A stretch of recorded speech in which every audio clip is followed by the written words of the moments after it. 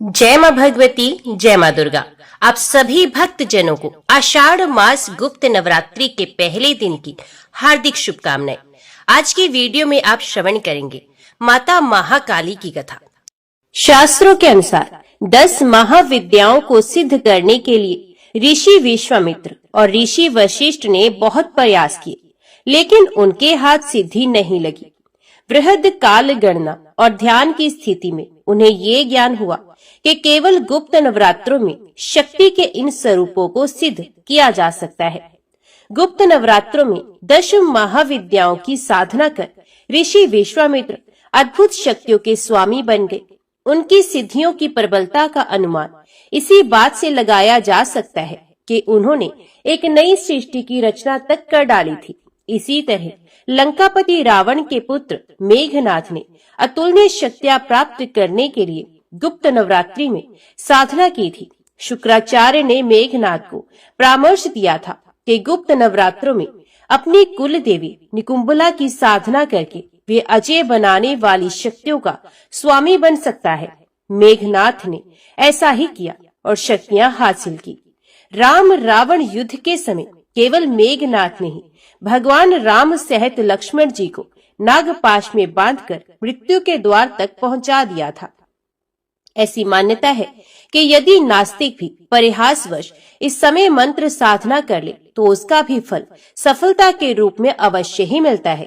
यदि आप मंत्र साधना शक्ति साधना करना चाहते हैं और काम काज की उलझनों के कारण साधना के नियमों का पालन नहीं कर पाते, तो गुप्त नवरात्रों में साधना के लिए आवश्यक न्यूनतम नियमों का पालन करते हुए मां शक्ति की मंत्र साधना कीजिए। गुप्त नवरात्रि की साधना सभी मनोकामनाएं पूरी करती है। गुप्त नवरात्रि के बारे में ये कहा जाता है, इस कालखंड में की गई साधना निश्चित ही फलवती होती है। इस समय की जाने वाली साधना की गुप्त बनाए रखना बहुत आवश्यक है। अपना मंत्र और देवी का स्वरूप गुप्त बनाए रखना। गुप्त नवरात्रि में शक्ति साधना का संपादन आसानी से घर में ही किया जा सकता है। इस महाविद्याओं की साधना के लिए ये सबसे अच्छा समय होता है। गुप्त व चमत्कारिक शक्तियां प्राप्त करने का ये श्रेष्ठ अवसर होता है। धार्मिक दृष्टि से हम सभी जानते हैं कि नवरात्र देवी स्मरण से शक्ति साधना की शुभ घड़ी है। गुप्त नवरात्रों से एक प्राचीन कथा जुड़ी है कि एक समय ऋषि श्रृंगी भक्त जनों को दर्शन दे रहे थे। अचानक भीड़ से एक स्त्री निकल कर आई और करबद्ध होकर ऋषि श्रृंगी से बोले कि मेरे पति दुर्व्यसनियों से सदा घिरे रहते हैं, जिस कारण मैं कोई पूजा पाठ नहीं कर पाती, धर्म और भक्ति से जुड़े पवित्र कार्यों का संपादन भी नहीं कर पाती, यहाँ तक कि ऋषियों को उनके हिस्से का अन्न भी समर्पित नहीं कर पाती। मेरा पति मांसाहारी है, जुआरी है, लेकिन मैं माँ दुर्गा की सेवा करना चाहती हूँ। उनकी भक्ति साधना से जीवन को पति सहित सफल बनाना चाहती हूँ। ऋषि श्रृंगी महिला के भक्ति भाव से बहुत प्रभावित हुए। ऋषि ने उस स्त्री को आदर पूर्वक उपाय बताते हुए कहा कि वासंतिक और शारदीय नवरात्रों से तो आम जनमानस परिचित है, लेकिन इसके अतिरिक्त 2 नवरात्र और भी होते हैं जिन्हें गुप्त नवरात्र कहा जाता है। प्रगट नवरात्रों में 9 देवियों की उपासना होती है और गुप्त नवरात्रों में 10 महाविद्याओं की साधना की जाती है। इन नवरात्रों की प्रमुख देवी स्वरूप का नाम सर्व ऐश्वर्य कारिणी देवी है। यदि इन गुप्त नवरात्रों में कोई भी भक्त माता दुर्गा की पूजा साधना करता है तो माँ उसके जीवन को सफल कर देती हैं। लोभी, कामी, व्यसनी, मांसाहारी अथवा पूजा पाठ ना कर सकने वाला भी यदि गुप्त नवरात्रों में माता की पूजा करता है तो उसे जीवन में कुछ और करने की आवश्यकता ही नहीं रहती। उसी स्त्री ने ऋषि श्रृंगी के वचनों पर पूर्ण श्रद्धा करते हुए गुप्त नवरात्रों की पूजा की। माँ प्रसन्न हुई और उसके जीवन में परिवर्तन आने लगा। घर में सुख शांति आ गई, पति सन्मार्ग पर आ गया और जीवन माता की कृपा से खिल उठा। यदि आप भी एक या कई तरह के दुर्व्यसनों से ग्रस्त हैं और आपकी इच्छा है कि माता की कृपा से जीवन में सुख समृद्धि आए, तो गुप्त नवरात्रों की साधना अवश्य करें। तंत्र और शाक्त मतावलंबी साधना के दृष्टि से गुप्त नवरात्रों के कालखंड को बहुत सिद्धिदायी मानते हैं। हिंगलाज देवी की सिद्धि के लिए भी इस समय को महत्वपूर्ण माना जाता है। उपवास के विधान शास्त्रों में मिलते हैं। इन अनुष्ठानों के प्रभाव से मानव को सहज ही सुख व ऐश्वर्य की प्राप्ति होती है। जय मां भगवती, जय मां दुर्गा। अभी सुनते हैं माघ मास गुप्त नवरात्रि में प्रथम दिन सुनी जाने वाली श्रीमद देवी भागवत महापुराण की कथा। राजा जनमेजय बोले, हे व्यास जी, हे स्वामी, अब आप उन महामाया का चरित्र कहिए। उसे सुनने की मेरी बड़ी उत्कंठा है। जो मनुष्य इस बात को भली भांति जानता है कि ये स्थावर जन्मात्मक संसार उन्हीं से उत्पन्न हुआ है, वह उन महादेवी के प्रभाव को क्यों नहीं सुनना चाहेगा। व्यास जी बोले, हे राजन सुनिए, मैं विस्तार के साथ वर्णन करूंगा। हे महामती, जो वक्ता श्रद्धालु एवं शांतचित्त श्रोता से भगवती की कथा नहीं कहता, वे तो मंद बुद्धि का होता है। हे राजन, प्राचीन काल की बात है, जिस समय भूतल पर महिषासुर नामक राजा राज्य करता था। उस समय देवताओं और दैत्यों की सेनाओं में भीषण युद्ध छिड़ गया। हे राजेंद्र, उन्हीं दिनों सुमेरु पर्वत पर जाकर उस महिष नामक दानव ने हृदय में अपने इष्ट देवता का ध्यान करते हुए पूरे 10,000 वर्षों तक देवताओं तक को चकित कर देने वाला उत्तम तथा कठोर तप किया। हे महाराज, उसकी तपस्या से लोक पितामह ब्रह्मा जी प्रसन्न हो गए। अतः हंस पर सवार होकर वे चतुर्मुख ब्रह्मा वहां प्रकट होकर उससे बोले, हे धर्मात्मन, वर मांगो, मैं तुम्हारी अभिलाषा अवश्य पूर्ण करूंगा। महिष बोला, हे देवदेव, हे ब्राह्मण, हे प्रभु, मैं अमर तप चाहता हूँ। हे पितामह, आप ऐसा वर दीजिए जिससे मुझे मृत्यु का भय न रहे। ब्रह्मा जी बोले, इस जगत में उत्पन्न हुए का मरना और मरे हुए का जन्म लेना निश्चित है। समस्त जीवों का जन्म और मरण अनिवार्य रूप से होता रहता है। हे दैत्यवर, समय अनुसार संपूर्ण प्राणियों का नाश हो जाता है, यहाँ तक कि बड़े बड़े पर्वतों एवं समुद्रों का भी नाश हो जाता है। अतः हे राजन, मृत्यु संबंधी अपनी ये धारणा छोड़कर हे साधु, दूसरा जो भी वर तुम्हारे मन में हो वह मांग लो। महिष बोला, हे पितामह, देव, दानव और मानव, इनमें किसी भी पुरुष से मेरी मृत्यु न हो। इस प्रकार जब पुरुष से मेरी मृत्यु नहीं होगी, तब भला कौन सी स्त्री मुझे मार सकेगी। अतएव हे कमलियों ने मेरी मृत्यु किसी स्त्री के हाथ होने का वरदान दीजिए, क्योंकि कोई अबला भला मुझे मारने में कैसे समर्थ हो सकेगी। ब्रह्मा जी ने कहा, हे दानवेंद्र, जब भी तुम्हारी मृत्यु होगी किसी स्त्री के हाथ से ही होगी। हे महाभाग महिषासुर, पुरुष से तुम्हारी मृत्यु नहीं होगी। व्यास जी बोले, हे राजन, इस प्रकार उसे वरदान देकर ब्रह्मा जी अपने लोक को चले गए और वही दैत्य श्रेष्ठ महिषासुर भी प्रसन्न होकर अपने घर लौट आया। राजा बोले, वे महिषासुर किसका पुत्र था? वे महान बलशाली कैसे हो गया था? और उस महान दैत्य को महिष का रूप कैसे मिला था? तो व्यास जी ने कहा, हे जनमेजय, हे महाराज, दनु के रंभ और करंभ नामक 2 पुत्र थे। वे दोनों दानव श्रेष्ठ भूमंडल पर बहुत प्रसिद्ध थे। हे महाराज, वे दोनों संतानहीन थे। अतः वे पुत्र प्राप्ति के लिए तपस्या करने लगे। उनमें करंभ ने पवित्र पंचनद के जल में डूबकर अनेक वर्षों तक कठोर तप किया और रंभ दूध वाले वट वृक्ष के नीचे जाकर पंचअग्नि का सेवन करने लगा। बहुत काल तक जब रंभ पंच अग्नि साधना करता रह गया, तब ये जानकर इंद्र बहुत चिंतित हुए और वे उन दोनों दानवों के पास पहुंच गए। पंचनद के जल में प्रविष्ट होकर इंद्र ने ग्राहक का रूप धारण कर लिया और उस करंभ को दोनों पैरों से पकड़ लिया। इस प्रकार वृत्तासुर का वध करने वाले इंद्र ने उस करंभ को मार डाला। तब अपने भाई का वध सुनकर रंभ अत्यधिक कुपित हुआ। उसने अपने हाथ से अपना सर काटकर उसे अग्नि में होम कर देने की इच्छा की। तदुपरांत वह तत्काल अत्यंत क्रोध के साथ बाएं हाथ से अपने केश पाश पकड़कर दाहिने हाथ में तीक्ष्ण तलवार लेकर जैसे ही अपना सर काटने को तैयार हुआ, तभी अग्निदेव प्रकट होकर उसे समझाने लगे। अग्निदेव उससे बोले, हे दैत्य, तुम अपना ही सर काटना चाहते हो, तुम तो बड़े ही मूर्ख हो। आत्महत्या अत्यंत ही दुस्साध्य कर्म है। इसे करने के लिए तुम कैसे तैयार हो गए हो? तुम्हारा कल्याण हो। तुम्हारे मन में जो भी हो, ये वरदान मांग लो, मरो मत। मरने से तुम्हारा कौन सा कार्य सिद्ध हो जाएगा? व्यास जी बोले। अग्निदेव का सुंदर वचन सुनकर रंभ ने अपना केश पाश छोड़कर कहा, हे देवेश, यदि आप मुझ पर प्रसन्न हैं, तो मुझे यही वांछित वरदान दीजिए कि मुझे तीनों लोकों पर विजय प्राप्त करने वाला तथा शत्रु सेना का विनाश करने वाला पुत्र प्राप्त हो। वह देवता, दानव तथा मनुष्य, इन सभी से सर्वथा अजय हो। वे महाप्रकर्मी, अपनी इच्छा अनुसार कोई भी रूप धारण करने में समर्थ तथा सभी लोगों के लिए वंदनीय हो। अग्निदेव ने उससे कहा कि जैसे तुम्हारी अभिलाषा है वैसा ही होगा। हे महाभाग, तुम्हें वैसा ही पुत्र प्राप्त होगा, किंतु अब तुम मरने का विचार छोड़ दो। हे महाभाग, हे रंभ, जिस भी स्त्री के प्रति तुम्हारे मन में आसक्ति भाव आ जाएगा, उसी से तुम्हें वह महाबलशाली पुत्र उत्पन्न होगा। व्यासी बोले, हे राजन, अग्निदेव ने उससे ऐसा कहा।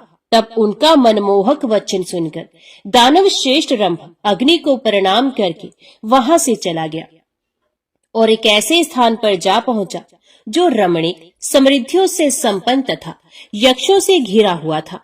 वहां एक रूपवती तथा मदमत महिषी को देखकर वे दानव श्रेष्ठ किसी अन्य स्त्री को छोड़कर उसी पर आसक्त हो गया। वे महिषी भी उसे प्रसन्नता पूर्वक चाहती हुई तत्काल उसके साथ रमण के लिए तैयार हो गई। होनहार से प्रेरित होकर रंभ ने उसके साथ समागम किया और उसके वीर्य से वे महिषी गर्भवती हो गई। तत्पश्चात उसे अपने साथ लेकर रंभ ने मनोहर पाताल लोक में प्रवेश किया और वहां पर महिषों से अपने मन अनुकूल उस प्रियतमा की रक्षा करता हुआ वे सुख पूर्वक रहने लगा। किसी दिन एक दूसरे महिष ने कामासक्त होकर उस महिषी को दौड़ा लिया। ये देखकर दानव रंभ स्वयं वहां आकर उसे मारने के लिए दौड़ा और उसके पास पहुंचकर अपनी रक्षा के लिए रंभ ने उस महिष पर कठोर प्रहार किया। तब उस कामातुर महिष ने भी अपने सींगों से रंभ पर शीघ्रता से प्रहार करना आरंभ कर दिया। उस महिष के द्वारा तीक्ष्ण सींगों से हृदय स्थल में गहरी चोट पहुंचाने के कारण रंभ शीघ्र ही मूर्छित होकर पृथ्वी पर गिर पड़ा और मर गया। पति के मर जाने पर अत्यंत शोकाकुल तथा भयग्रस्त वे महिषी वहां से भाग गई। वेग पूर्वक भागती हुई वह एक वट वृक्ष के नीचे पहुंचकर वहां रहने वाले यक्षों की शरण में जा पहुंची। वे कामार्थ और बल तथा वीर्य से मदोमत कामासक्त महिष भी उसकी कामना करता हुआ उसके पीछे पीछे गया। यक्षों ने उस महिष से पीड़ित तथा भयभीत होकर रोती हुई उस महिषी को देख लिया और महिष को दौड़ता हुआ देखकर उस महिषी की रक्षा के लिए वे यक्ष वहां आ गए। अब उस महिष के साथ यक्षों का विकराल युद्ध होने लगा और अंत में बाण से आहत होकर वे महिष शीघ्र ही भूमि पर गिर पड़ा। तदंतर उन यक्षों ने परम प्रिय मृत रंभ को लाकर उसकी देह शुद्धि के लिए उसे चीता पर रख दिया। तब उस महिषी ने अपने पति को चीता पर रखा हुआ देखकर उसके साथ स्वयं भी अग्नि में प्रवेश करने का निश्चय किया। यक्षों के मना करने पर भी अपने प्रिय पति के साथ वे महिषी विकराल लपटों वाली अग्नि में प्रविष्ट हो गई। उसी समय एक महाबली महिष चीता के मध्य से प्रकट हो गया तथा अन्य शरीर धारण करके वे पुत्र प्रेमी रंभ भी चीता के मध्य भाग से निकल पड़ा। इस प्रकार रक्त बीज तथा महान बलशाली महिषासुर उत्पन्न हुए। तदंतर श्रेष्ठ दानवों ने उस महिषासुर का राज्य अभिषेक कर दिया। हे नृपश्रेष्ठ, इस प्रकार महिषासुर तथा पराक्रमी रक्त बीज उत्पन्न हुए। वे महिषासुर देवताओं, दानवों तथा मनुष्यों से अवध्य था। हे राजन, इस प्रकार मैंने आपको उस महान महिषासुर के जन्म तथा उससे संबंधित वरदान प्राप्ति का प्रसंग विस्तार पूर्वक बता दिया। इस प्रकार वरदान पाने के कारण अभिमान युक्त उस महाबली दानव महिषासुर ने राज्य प्राप्त करके संपूर्ण जगत को अपने अधीन कर लिया। उसने समुद्र पर्यंत सारी पृथ्वी को अपने बाहुबल से जीतकर शत्रु समुदाय से रहित कर दिया तथा वह निर्भय होकर एक क्षत्र राज्य करने लगा। उसका सेनाध्यक्ष चिक्षुर महाप्रकर्मी एवं मदमत था। ताम्र उसका कोषाध्यक्ष था। जिसके पास 10,000 सैनिक थे। उस समय असीलोमा, उद्रक, बिडालाख्य, वाशकर, त्रिनेत्र तथा बलोमत कालबंधक इन दानवों ने अपनी अपनी विशाल सेनाओं के साथ साग्रांत समृद्धशालिनी पृथ्वी को घेरकर राज्य स्थापित किया। जो पुराने नरेश थे वे भी अब महिषासुर को कर देने लगे। उनमें भी जो स्वाभिमानी थे और शास्त्र धर्म अनुसार जिन्होंने उसका सामना किया वे मार डाले गए। हे महाराज, संपूर्ण भूमंडल पर ब्राह्मण लोग महिषासुर के अधीन हो गए और उसे यज्ञ भाग देने लगे।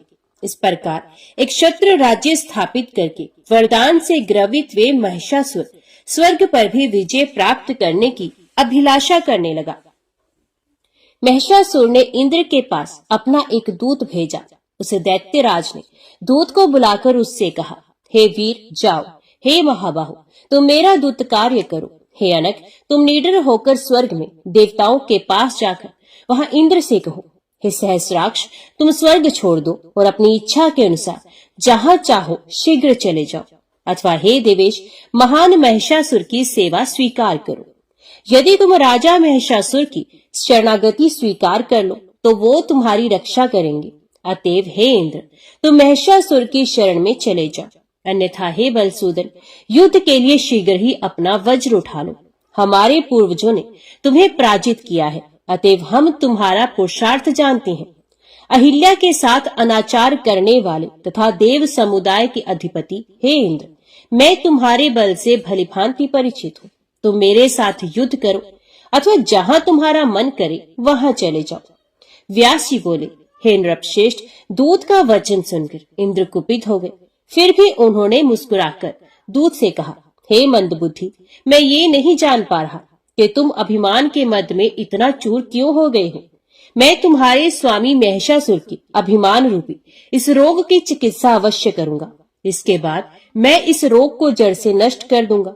हे दूत, अब तुम जाओ और उस महिषासुर से मेरी कही गई बात बता दो। शिष्ट जनों को चाहिए कि दूतों का वध ना करे, अतः मैं तुम्हें छोड़ दे रहा हूँ। वहां जाकर मेरी तरफ से उससे कह देना, हे महिषी पुत्र, यदि तुम्हारी युद्ध करने की इच्छा हो तो शीघ्र आ जाओ। हे महिषासुर, तुम तो घास खाने वाले जड़ प्रकृति के जीव हो, अतः मुझे तुम्हारा बल ज्ञात है। मैं तुम्हारे सींगों से एक सुदृढ़ धनुष बनाऊंगा। तुम्हारे अभिमान का कारण मुझे विदित है। तुम्हें अपने सींगों के बल पर बड़ा गर्व है, अतएव तुम्हारे सींगों को काटकर मैं उस अभिमान बल को समाप्त कर दूंगा। हे महिषादम, जिन सींगों के बल पर तुम गर्व में चूर हो गए हो तथा अपने को सर्वसमर्थ समझते हो, केवल उन्हीं से आघात करने में तुम कुशल हो, युद्ध करने में तुम दक्ष नहीं हो सकते।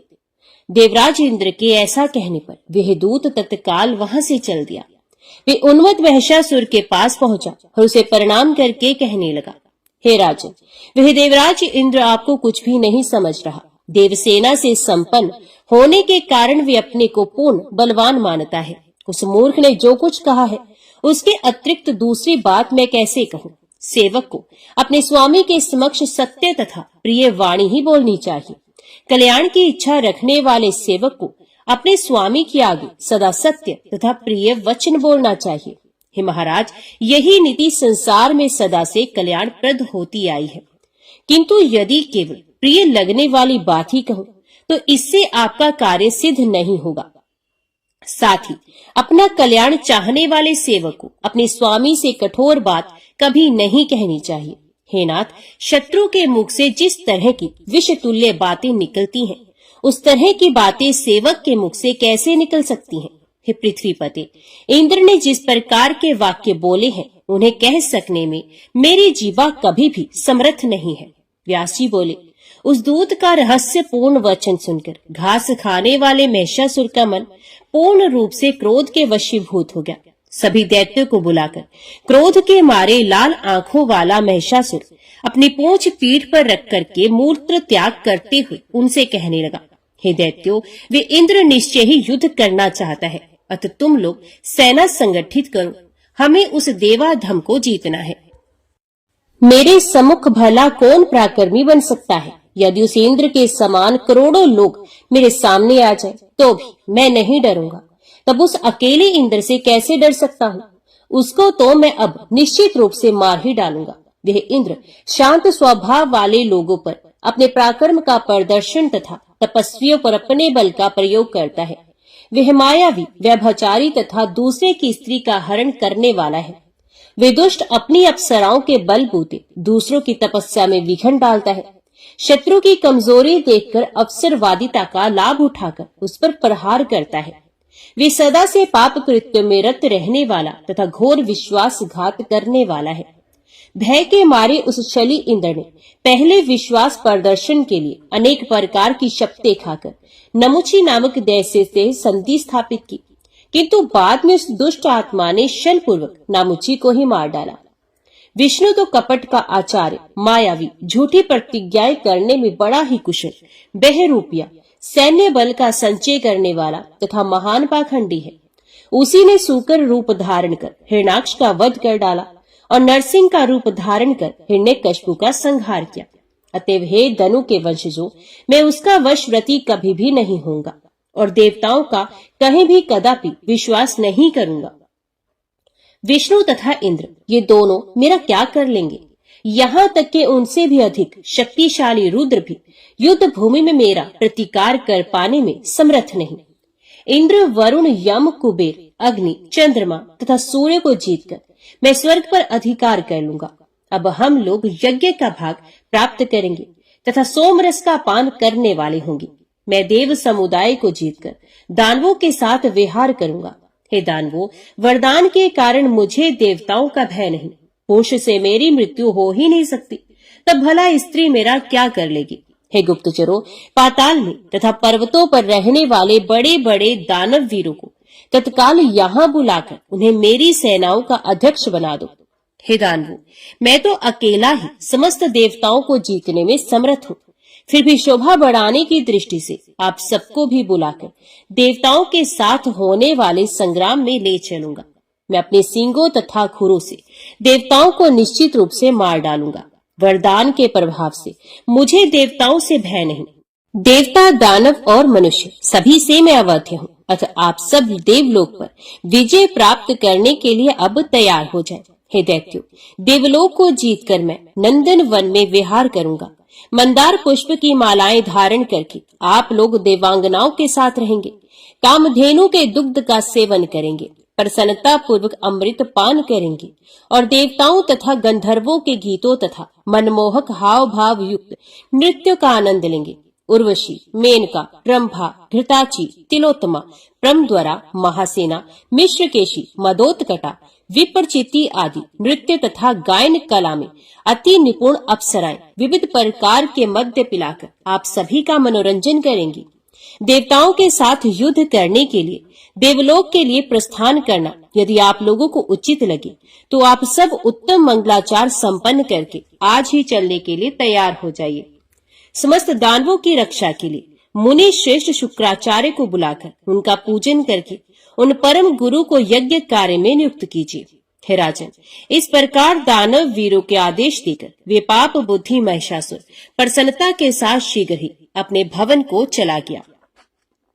हे राजन, दूत के चले जाने पर इंद्र ने भी यम, वायु, कुबेर तथा वरुण इन देवताओं को बुलाकर ये बात कही। रंभ का पुत्र महाबली दैत्य राज महिषासुर इस समय वरदान के अभिमान में मदोमत हो गया है। वे सैकड़ों प्रकार की माया रचने में पारंगत है। हे देवताओं, स्वर्ग प्राप्ति की कामना करने वाले उस लोभी महिषासुर के द्वारा भेजा गया दूत आज ही यहाँ आया था। उसने मुझसे इस प्रकार बात कही, हे शक्र, तुम तत्काल देवलोक छोड़ दो और अपनी इच्छा के अनुसार जहाँ जाना चाहो वहाँ चले जाओ, अथवा हे वासव, महान महिषासुर का सेवक तक स्वीकार कर लो। वे दैत्य राज महिषासुर बड़े दयालु हैं। ये आपके लिए किसी जीविका का प्रबंध अवश्य कर देंगे। विनम्र सेवकों पर वे कभी भी क्रोध नहीं करती हैं। हे देवेश, यदि आपको ये स्वीकार नहीं है तो युद्ध के लिए सेना के संगठन में जुट जाइए। मेरे वहां पहुंचते ही वे दैत्येंद्र महिषासुर देवलोक पर आक्रमण करने के लिए यहाँ शीघ्र ही आ पहुंचेंगे। ऐसा कहकर दुष्ट आत्मा दानव महिषासुर का वह दूत यहाँ से चला गया। हे श्रेष्ठ देवगण, आप लोग विचार कीजिए कि अब क्या करना चाहिए। हे देवताओं, स्वयं बलवान होते हुए भी अत्यंत दुर्बल शत्रु की भी उपेक्षा नहीं करनी चाहिए। अपने बल का अभिमान करने वाले बलशाली तथा सदा उद्यमशील शत्रु की तो विशेष रूप से उपेक्षा नहीं करनी चाहिए। अतः हम लोगों को अपने बल तथा विवेक के अनुसार पुरुषार्थ अवश्य करना चाहिए। जीत अथवा हार तो देव के अधीन रहती है। इस परिस्थिति में संधि की भी संभावना नहीं है, क्योंकि नीच के साथ की गई संधि व्यर्थ सिद्ध होती है। अतः बार बार विचार करके केवल सज्जनों के साथ ही संधि करनी चाहिए। इस समय अचानक आक्रमण करना भी उचित नहीं। अतएव सर्वप्रथम शीघ्रगामी तथा सुगमता से प्रवेश करने में दक्ष गुप्तचर वहां भेजे जाने चाहिए, जो शत्रु के अभिप्राय समझने में समर्थ, किसी के साथ अधिक भावासक्ति न रखने वाले, निर्लोभी तथा सत्यवादी हों। वे गुप्तचर शत्रु सेना की गतिविधि, प्रस्थान, सेना की ठीक ठीक संख्या और शत्रु दल के वीरों की वास्तविक जानकारी करके शीघ्रता पूर्वक वापस आ जाए। इस प्रकार दैत्यपति महिषासुर की सेना के बलाबल को भलीभांति जान लेने के पश्चात मैं शीघ्र ही आक्रमण अथवा किलेबंदी करने का प्रबंध करूंगा। सर्वदा भलीभांति सोच समझकर बुद्धिमान मनुष्य को कार्य करना चाहिए, क्योंकि बिना विचार किए अचानक किया गया कार्य हर तरह से दुखदायक ही होता है। अतएव बुद्धिमान मनुष्य को सम्यक रूप से विचार विमर्श करके ऐसा कार्य करना चाहिए जो सुखकर हो। दानवों में मतभेद पैदा करने वाली भेद नीति का आश्रय लेना ही उचित नहीं जान पड़ता, क्योंकि उनमें पूर्ण मतैक्य है। अतएव इस कार्य के लिए पहले गुप्तचर भेजे जाए। उनके द्वारा उन दानवों के बलाबल को जानने के पश्चात श्रेष्ठ नीतिवादों से भली भांति विचार करके उन कार्यों के लिए नीति निर्धारित की जानी चाहिए। नीति से हटकर किया गया कार्य अज्ञात औषधि के सेवन से उत्पन्न होने वाले कष्ट की भांति विपरीत फल देने वाला होता है। व्यास जी बोले, हे राजन, इस प्रकार उन सभी देवताओं से विचार विमर्श करके देवराज इंद्र ने शत्रु पक्ष के रहस्यों की जानकारी के उद्देश्य से एक कार्य कुशल गुप्तचर को भेजा। उस दूत ने तत्काल पहुंचकर शत्रु पक्ष के सैन्य बलाबल की जानकारी प्राप्त की और पुनः इंद्र के पास वापस आकर उन सबको सब कुछ बता दिया। शत्रु सेना की तैयारी के विषय में जानकर इंद्र को महान आश्चर्य हुआ और उन्होंने देवताओं को तैयारी में लगने की आज्ञा दे दी। तत्पश्चात मंत्रविदों में श्रेष्ठ पुरोधा देवगुरु बृहस्पति को बुलाकर इंद्र उनके साथ परामर्श करने लगे। उत्तम आसन पर विराजमान श्रेष्ठ अंगीरा पुत्र बृहस्पति से इंद्र ने कहा। इंद्र बोले, हे देवगुरु, हे विद्वान, हम लोगों को क्या करना चाहिए, हमें बताइए। आप सर्वज्ञ हैं। आज उत्पन्न इस विषम परिस्थिति में एकमात्र आप ही हमारे अवलंब हैं। महाबली तथा मदोमत्त दानव महिषासुर बहुत से दानवों को अपने साथ लेकर हम सब से युद्ध करने के लिए यहाँ आ रहा है। आप मंत्रणा वेद्य हैं, अतएव इस समय कोई प्रतिक्रियात्मक युक्ति बताने की कृपा करें। जैसे शुक्राचार्य दानवों की रक्षा करते हैं, उसी प्रकार हम देवताओं के कष्ट का निवारण करने हेतु आप सदा उद्युक्त रहते हैं। व्यास जी बोले, ये वचन सुनकर अपने मन में भली भांति सोचकर सदा कार्य सिद्धि के लिए तत्पर रहने वाले बृहस्पति इंद्र से कहने लगे। गुरु बोले, हे देवेंद्र, आप निश्चिंत हो जाइए। हे महानुभाव, धैर्य धारण कीजिए। विषम परिस्थिति आ जाने पर सहसा धैर्य नहीं खोना चाहिए। इस सुराध्यक्ष हार तथा जीत सदा देवाधीन होती है। अतः बुद्धिमान प्राणी को चाहिए कि वे सदैव धैर्य धारण करके स्थित रहे। इस शतक्रतु होनी होकर रहती है, ऐसा समझते हुए मनुष्य को अपनी सामर्थ्य के अनुसार सदा उद्यम करना चाहिए। सब कुछ देव के अधीन है, ये जानते हुए भी योग ध्यान परायण मुनिगण भी मुक्ति प्राप्ति हेतु निरंतर उद्यमशील रहते हैं। अतएव मनुष्य को अपने सामर्थ्य के अनुसार सदैव उद्योग करते रहना चाहिए। सुख मिले अथवा ना मिले, इस देवाधीन विषय में चिंता की क्या आवश्यकता। बिना पुरुषार्थ किए ही संयोग से सिद्धि मिल जाए, ऐसा मानकर अंधे तथा लंगड़े की भांति और कर्मण्य होकर प्रसन्नता पूर्वक पड़े रहना उचित नहीं। पुरुषार्थ करने पर भी यदि सिद्धि नहीं मिलती तो इसमें उस व्यक्ति का कोई अपराध नहीं, क्योंकि प्रत्येक शरीरधारी सदा देव के अधीन रहता है। कार्य की सिद्धि ना सेना से, ना मंत्र से, ना मंत्रणा से, ना रथ से और ना तो आयुध से ही मिलती है। हे सुरेंद्र, सफलता तो निश्चित रूप से देव के अधीन रहती है। ऐसा भी देखा जाता है कि बलशाली कष्ट पाता है तथा बलहीन सुख उपभोग करता है। बुद्धिमान भूखा ही सोता है तथा बुद्धिहीन अनेक उत्तम भोज्य पदार्थों का सेवन करता है। कायर व्यक्ति की जीत हो जाती है तथा वीर पराजित हो जाता है। हे सुराधिप, ये समस्त जगत ही देव के अधीन है, तो फिर चिंता की आवश्यकता ही क्या। ऐसा दृढ़ विश्वास करके भाग्य को उद्योग के साथ संयोजित कर देना चाहिए।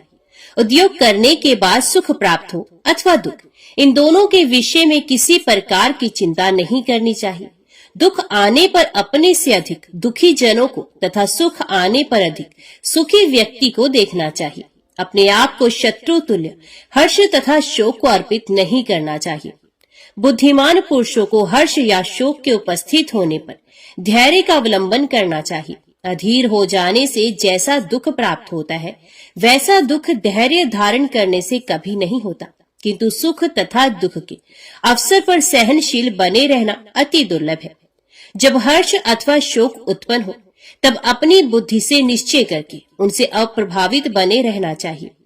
वैसी परिस्थिति में सोचना चाहिए कि दुख क्या है और ये दुख किसे होता है। मैं तो सदा गुणों से रहित और अविनाशी हूँ। मैं तो 24 तत्वों से भिन्न आत्म तत्व हूँ। तब सुख अथवा दुख से मेरा क्या प्रयोजन। भूख तथा प्यास का संबंध प्राण से, शोक तथा मोह का संबंध मन से एवं जरा तथा मृत्यु का संबंध शरीर से है। मैं तो इन 6 उर्मियों से रहित कल्याण स्वरूप हूँ। शोक तथा मोह शरीर के गुण हैं। इनके विषय में सोचने की मुझे क्या आवश्यकता है। मैं ना शरीर हूँ, ना तो इससे मेरा कोई संबंध है। मैं तो महदादी 7 विकृतियों, एक प्रकृति तथा 16 विकारों से पृथक रहने वाला सदा सुख स्वरूप हूँ। मैं ना प्रकृति हूँ, ना तो विकृति हूँ, तब मुझे दुख किस बात का। हे देवेश, अपने मन में ऐसा निश्चय करके आप ममता रहित हो जाइए। हे शतयज्ञ कर्ता इंद्र, आपके दुख नाश का यही प्रधान उपाय है, क्योंकि ममता सबसे बड़ा दुख है तथा निर्ममता सबसे बड़ा सुख। हे शचीपति, संतोष से बढ़कर सुख का कोई भी स्थान नहीं। अथवा हे देवराज, यदि आपके पास ममता को नष्ट करने वाला ज्ञान का भाव हो तो प्रारब्ध के विषय में विवेक का आश्रय लेना परम आवश्यक है। बिना भोग के प्रारब्ध कर्मों का नाश कभी नहीं हो सकता। हे आर्य, सभी देवता आपके सहायक हो अथवा केवल आपकी बुद्धि सहायक बने। जो होना होगा होकर रहेगा। तब सुख अथवा दुख के विषय में चिंता क्या।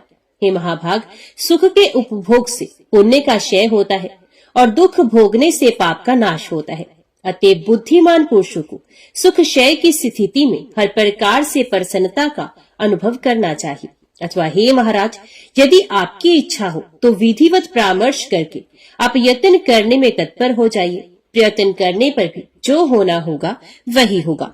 व्यास जी बोले, हे महाराज, ये सुनकर सहस्त्र नेत्र इंद्र ने बृहस्पति से कहा कि मैं महिषासुर के विनाश के लिए अब युद्ध की तैयारी अवश्य करूंगा, क्योंकि उद्योग के बिना न राज्य, न सुख और न तो यश की प्राप्ति होती है। उद्यमहीन की प्रशंसा न तो कायर लोग करते हैं, न उद्योग परायण।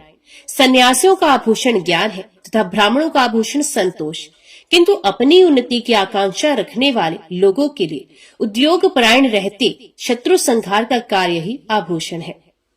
हे मुनि श्रेष्ठ, उद्यम का आश्रय लेकर ही मैंने वृत्तासुर, नमुची तथा बल आदि दैत्यों का संहार किया था। उसी प्रकार मैं महिषासुर का भी वध करूंगा। आप देव गुरु बृहस्पति तथा श्रेष्ठ आयुध वज्र मेरे महान बल के रूप में सुलभ है।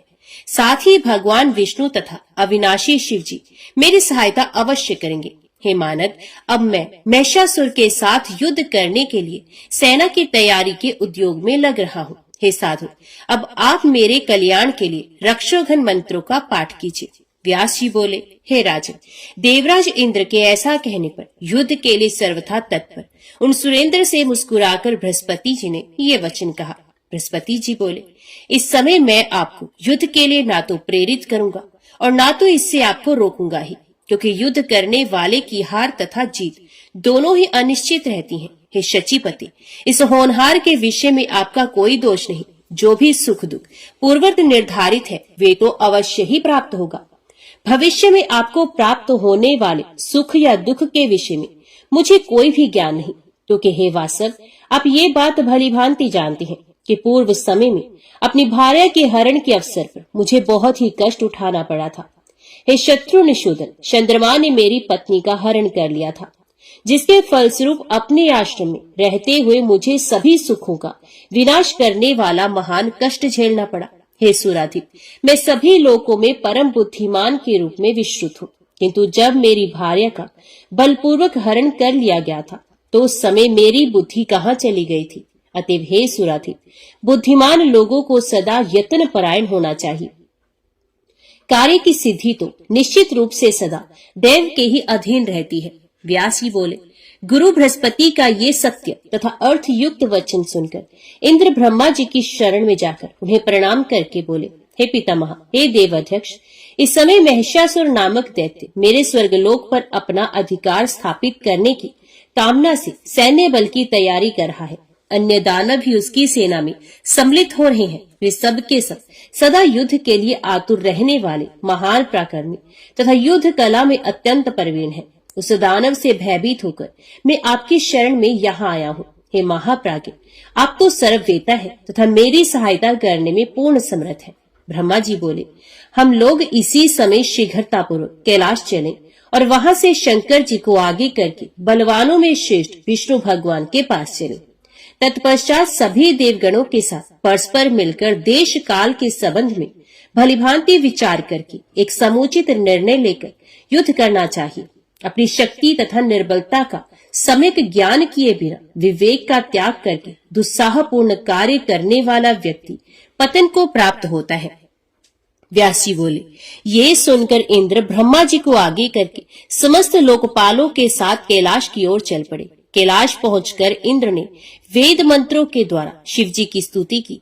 तत्पश्चात स्तुति गान से अत्यंत प्रसन्नता को प्राप्त भगवान शंकर को आगे करके वे विष्णु लोक गए। उन देवादिदेव भगवान विष्णु की स्तुति करके उन्होंने वहां अपने आने का उद्देश्य बताया तथा वरदान पाने के कारण गर्भवत महिषासुर से उत्पन्न उग्र भय के बारे में उनसे कहा। उनके भय को सुनकर भगवान विष्णु ने देवताओं से कहा कि हम देवगण युद्ध करेंगे और उस दुर्जय का वध कर डालेंगे। व्यास जी बोले, ऐसा निश्चय करके ब्रह्मा, विष्णु, महेश तथा इंद्र आदि देवता अपने अपने वाहनों पर चढ़कर चल पड़े। ब्रह्मा जी हंस पर चढ़े, विष्णु भगवान ने गरुड़ को अपना वाहन बनाया, शंकर जी वृषभ पर सवार हुए, इंद्र ऐरावत हाथी पर बैठे, स्वामी कार्तिकेय मोर पर चढ़े और यमराज महिष पर आरूढ़ हुए। इस प्रकार अपनी सैन्य तैयारी करके देवता लोग ज्यों ही आगे बढ़े, तभी उन्हें महिषासुर के द्वारा पालित मदोमत दानवी सेना सामने मिल गई। इसके बाद वहीं पर देवताओं तथा दानवों की सेना में भयंकर युद्ध आरंभ हो गया। वे एक दूसरे पर बाण, तलवार, भाला, मूसल, परशु, गदा, पट्टिश, शूल, चक्र, शक्ति, तोमर, मुदगर, भिंदीपाल, हल तथा अन्य अति भयंकर शस्त्रों से प्रहार करने लगे। महिषासुर के सेनापति महाबली चिक्षुर ने हाथी पर चढ़कर इंद्र पर 5 बाणों से प्रहार किया। युद्ध कुशल इंद्र ने भी तत्काल अपने बाणों से उसके बाणों को काटकर अपने अर्धचंद्र नामक बाण से उसके हृदय स्थल पर आघात किया। उस बाण से आहत होकर सेना नायक चिक्षुर हाथी पर बैठे बैठे ही मूर्छित हो गया। इसके बाद इंद्र ने हाथी की सूंड पर वज्र से प्रहार किया। उस वज्र के आघात से हाथी की सूंड कट गई और वे सेना के बीच भाग खड़ा हुआ। उसे देखकर दानवराज महिषासुर कुपित हो गया और उसने बिडाल नामक दानव से कहा, हे महाबाहु, हे वीर, तुम जाओ और बल के अभिमान में चूर इंद्र को मार डालो। साथ ही वरुण आदि अन्य देवताओं का भी वध करके शीघ्र ही मेरे पास लौट आओ। व्यास जी बोले, उसकी बात सुनकर वे महाबली विडाल एक मतवाले हाथी पर सवार होकर युद्ध के लिए इंद्र की ओर चल पड़ा। उसे अपनी ओर आते देखकर इंद्र ने कुपित होकर विषधर सर्पतुल्य तीक्ष्ण बाणों से विडाल पर प्रहार किया। उस विडाल ने शीघ्र ही अपने धनुष से छूटे हुए बाणों से इंद्र के बाण काटकर उन्हें तत्काल अपने 50 बाणों से इंद्र पर आघात किया। तब इंद्र ने भी क्रुद्ध होकर उसके उन बाणों को काटकर अपने सर्प तुल्य तीक्ष्ण बाणों से उस पर प्रहार किया। अपने धनुष से छूटे हुए बाणों से उसके बाणों को काटकर इंद्र ने अपनी गदा से उसके हाथी की सूंड पर प्रहार किया। अपनी सूंड पर गदा के आघात से वे हाथी बार बार आर्तनाद करने लगा और पीछे पीछे घूमकर भागता हुआ वे दैत्य सेना को ही कुचलने लगा, जिससे दानवों की सेना व्याकुल हो गई। तत्पश्चात हाथी को युद्ध भूमि से भागा देखकर वह दानव बिडाल लौटकर चला गया और पुनः एक सुंदर रथ पर सवार होकर देवताओं के समक्ष रण में उपस्थित हो गया। इंद्र ने बिडाल को रथ पर सवार होकर उन्हें सम्रांगण में आया हुआ देखकर अपने सर्पतुल्य तीक्ष्ण बाणों से उस पर आघात करना आरंभ कर दिया। वे महाबली बिडाल भी अत्यंत कुपित होकर भयंकर बाण वृष्टि करने लगा। इस प्रकार विजय के इच्छुक उन दोनों के बीच भीषण युद्ध होने लगा। क्रोध के प्रभाव से व्याकुल इंद्रियों वाले इंद्र ने बिडाल को विशेष बलवान देखकर जयंत को अपना अग्रणी बना लिया और अब उसके साथ मिलकर वे युद्ध करने लगे। जयंत ने धनुष पर चढ़ाकर प्रबलता पूर्वक खींचे गए 5 तीक्ष्ण बाणों से मदोमद उस दानव बिडाल के वक्षस्थल पर आघात किया। उन बाणों के आघात से मूर्छित होकर बिडाल रथ पर गिर पड़ा। तब उसका सारथी तत्काल रथ लेकर रणभूमि से बाहर निकल गया। उस बिडाल के मूर्छित होकर युद्धभूमि से बाहर चले जाने पर देवसेना में महान विजय घोष तथा दुधंबियों की ध्वनि होने लगी। सभी देवता प्रसन्न होकर इंद्र की स्तुति करने लगे। गंधर्व गाने लगे तथा अप्सराएं नाचने लगी।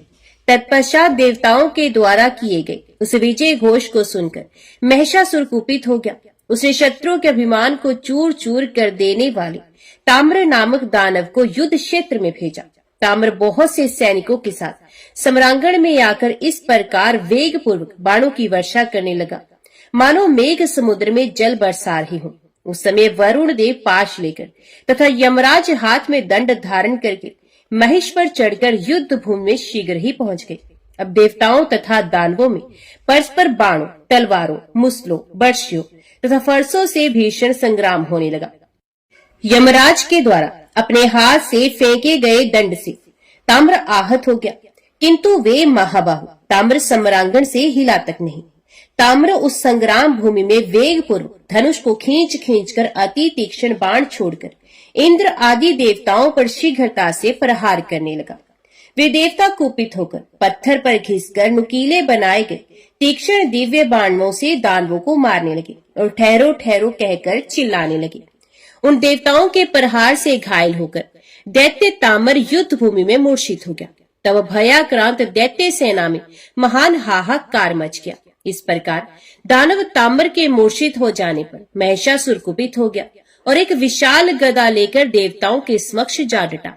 हे देवताओं, तुम सब ठहरो, मैं अभी अपनी गदा से तुम सभी को मार डालूंगा। बलि भाग, भविष्य खाने वाले तुम सब तो सदा से बलहीन रहे हो। ऐसा कहकर अभिमान के मद में चूर वे महाबाहु महिषासुर हाथी पर बैठे हुए इंद्र के पास पहुंचकर उसने उनके बाहुमूल पर अपनी गदा से तीव्र आघात किया।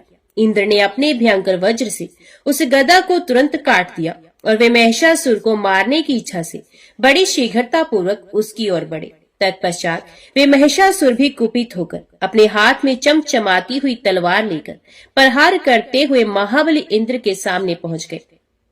तब उन दोनों में नानाविध आयुधों के द्वारा समस्त प्राणियों को भयभीत कर देने वाला तथा मुनि जनों को भी विस्मित कर देने वाला भीषण युद्ध छिड़ गया। तत्पश्चात दैत्य महिषासुर ने संपूर्ण जगत को नष्ट कर देने वाली तथा मुनियों को भी मोहित कर देने वाली मोहकारिणी शांभरी माया का तत्काल प्रयोग किया। उस माया के प्रभाव से महिषासुर के ही रूप वाले तथा उसी के समान प्राकर्मी करोड़ों महिषासुर अनेक प्रकार के आयुध लेकर देव सेना का संहार करते हुए दिखाई पड़े। तब दैत्य महिषासुर द्वारा उत्पन्न की गई उस मोहकरी माया को देखकर इंद्र विस्मय में पड़ गए तथा भय से बहुत व्याकुल हो गए। वरुण, कुबेर, यम, अग्नि, सूर्य तथा चंद्रमा भी भयभीत हो गए और सभी के मन में त्रास छा गया। सभी देवगण माया विमोहित होकर भाग खड़े हुए और वे सावधान होकर ब्रह्मा, विष्णु तथा शिव का स्मरण करने लगे। स्मरण करते ही उनकी रक्षा की कामना से श्रेष्ठ आयुध धारण करके सुरश्रेष्ठ ब्रह्मा, विष्णु तथा महेश अपने अपने वाहन हंस, गरुड़ तथा वृषभ पर आरूढ़ होकर वहां आ गए। मोहकारिणी उस आसुरी माया को देखकर भगवान विष्णु ने अपना तेजोमय सुदर्शन चक्र चला दिया, जिसके प्रचंड तेज से वह माया समाप्त हो गई। तदंतर सृष्टि, पालन तथा संहार करने वाले उन देवताओं को देखकर उनसे युद्ध करने की इच्छा से वे महिषासुर परिघ लेकर उनकी ओर दौड़ा। इसके बाद महावीर महिषासुर, सेनाध्यक्ष चिक्षुर, उग्रास्य उग्रवीर असीलोमा, त्रिनेत्र वाशकल तथा अंधक, ये दानव एवं इनके अतिरिक्त अन्य बहुत से दानव युद्ध की अभिलाषा से निकल पड़े। उन कवचधारी, धनुष धारण करने वाले रथ आरूढ़ तथा मदोमत दानवों ने सभी देवताओं को उसी प्रकार घेर लिया जिस प्रकार भेड़िए अत्यंत कोमल बछड़ों को घेर लेते हैं। तदंतर एक दूसरे को मार डालने की इच्छा वाले वे मदोमत दानव तथा देवता बाण वृष्टि करने लगे। इसी बीच अंधकासुर ने भगवान विष्णु के समक्ष पहुंचकर सान पर चढ़ाए गए, विष में दग्ध किए गए तथा कान तक खींचे गए अत्यंत शक्तिशाली 5 बाण छोड़े। शत्रु दमन भगवान विष्णु ने भी बड़ी तत्परता के साथ अपने तीव्रगामी बाणों से अंधकासुर के उन बाणों को दूर से ही काट डाला और फिर उसके ऊपर 5 बाण छोड़े। इस प्रकार विष्णु तथा अंधकासुर उन दोनों में बाण, तलवार, चक्र, मूसल, गदा, बर्छी तथा फरसों से भीषण युद्ध होने लगा। इसी प्रकार महेश्वर तथा अंधकासुर के बीच भीषण रोमांचकारी युद्ध निरंतर 50 दिनों तक होता रहा। उसी तरह इंद्र तथा वाशकर, महिषासुर तथा भगवान रुद्र, यमराज तथा त्रिनेत्र, महाहनु तथा कुबेर एवं असीलोमा तथा वरुण के बीच महाभीषण युद्ध हुआ। इसी बीच अंधकासुर ने अपनी गदा से भगवान विष्णु के वाहन गरुड़ पर प्रहार किया। गदा के प्रहार से घायल अंगों वाले गरुड़ लंबी सांस खींचते हुए स्थित हो गए। तत्पश्चात देवादिदेव विष्णु ने अपने दाहिने हाथ से सहलाकर महाबली गरुड़ को सांत्वना प्रदान करते हुए उन्हें स्वस्थ कर दिया।